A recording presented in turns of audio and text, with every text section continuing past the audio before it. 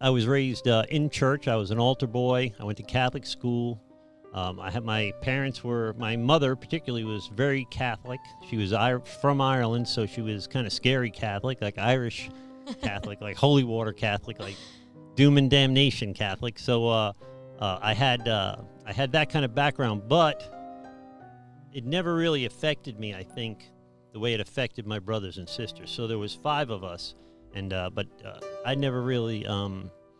was never really touched by it. So even though I was an altar boy, I had no real respect for the church or what I did as an altar boy, or what a priest did as a priest, for that matter.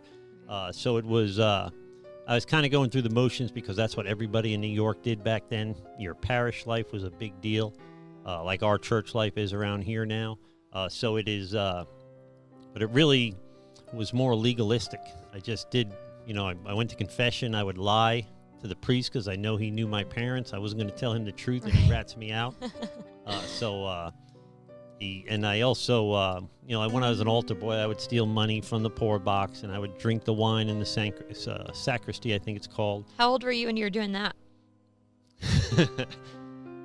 Single digits. I was young. So it was. I always had. My dad used to joke that he had 4 good kids in Kevin. Oh my gosh. I always had kind of affinity for the bad things. For being a bad boy. I rooted for the Indians in movies and the bad guys in movies, I guess. So it was, while I was raised in it, and my brothers and sisters were all seemingly pretty moved by it.